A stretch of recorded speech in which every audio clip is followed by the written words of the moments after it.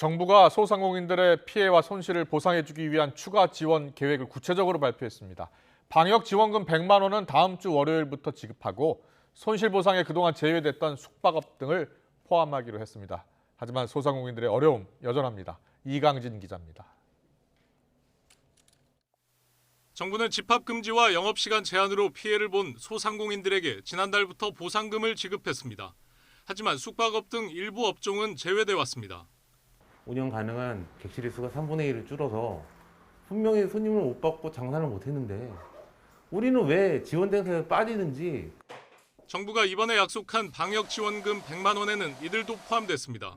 과거 버팀목 플러스나 희망 회복 자금을 받은 적이 있는 경우 매출이 감소한 것으로 인정하고 절차도 간소화했습니다. 신청은 안내 문자에 따라 온라인 전화로 하면 되는데 오는 27일은 사업자 등록번호 끝자리가 홀수, 28일은 끝자리가 짝수인 사업체부터 안내 문자가 발송됩니다. 문자를 받으시고 온라인으로 신청하신 분들께는 하루 총 5차례 은행 이체를 하는 등 신청 당일 지급을 원칙으로 최대한 빠르게 지급하도록 하겠습니다. 이와 별도로 4분기 손실보상금은 내년 2월 중순부터 지급됩니다. 이번 손실보상에는 숙박업과 키즈카페 등 인원 제한을 받은 업종이 추가됐고 지급 하한 액수가 50만 원으로 올라갑니다. 하지만 여행업은 이번에도 손실보상에서 제외됐습니다.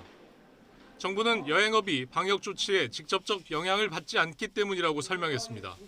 매출이 거의 없는 상태에서 정부의 방역지원금 100만 원만 갖고 버티기에는 너무 힘이 들어 사업을 정리하는 경우가 속출하고 있습니다. 정상화될 걸로 기대하고 계속 유지를 해왔었는데 이제 도저히 힘에 붙여서 규모가 좀 작은 데도 있고 큰 데도 있을 텐데 그 임대료를 보존을 해준다 그러면 아마 공평하게 좀 지원이 되는 것 같습니다. 정부의 지원 대책에도 자영업자들만 일방적으로 희생을 강요받는다는 불만은 사그러들 줄 모릅니다. 영업 제한과 방역 패스 철회를 요구하는 현장의 목소리에 정부가 뚜렷한 답을 내놓지 못하는 답답한 상황이 이어지고 있습니다. YTN 이강진입니다.